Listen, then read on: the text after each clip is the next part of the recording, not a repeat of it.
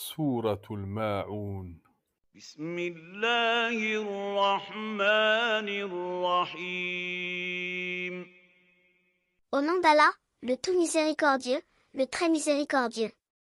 Comme nous l'avons déjà vu, cette formule s'appelle la basmala. Elle signifie que c'est au nom d'Allah que je commence la lecture du Coran, en implorant son aide et en recherchant la bénédiction attachée à la mention de son nom. أرأيت الذي يكذب بالدين. Vois-tu celui qui traite de mensonge la rétribution? Ceci est un blâme, pour celui qui traite de mensonge la rétribution du jour de la résurrection. C'est-à-dire le jour où chacun sera récompensé ou châtié, en fonction de ce qu'il aura accompli comme œuvre dans la vie d'ici-bas. فذلك الذي يدع اليتيم. C'est bien lui qui repousse l'orphelin. C'est-à dire que c'est encore lui qui repousse avec rudesse l'orphelin en lui refusant ce dont il a besoin. ولا يحض على طعام المسكين. Et qui n'encourage point à nourrir le pauvre. C'est-à dire que c'est encore lui qui n'incite pas les autres à nourrir les pauvres, et lui-même ne nourrit pas les pauvres. فويل للمصلين. Malheur donc à ceux qui prient.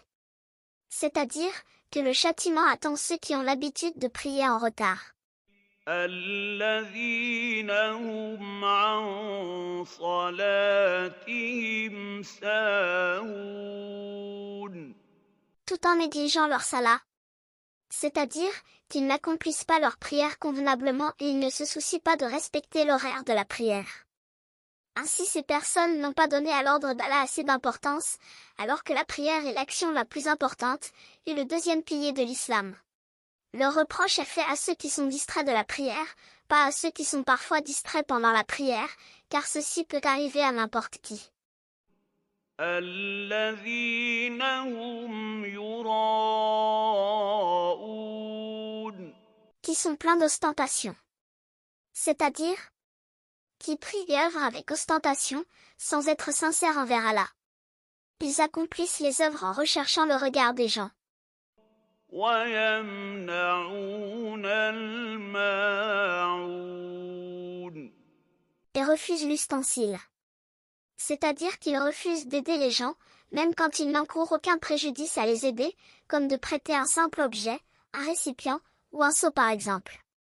Et encore moins de prêter ou de donner quelque chose de plus important.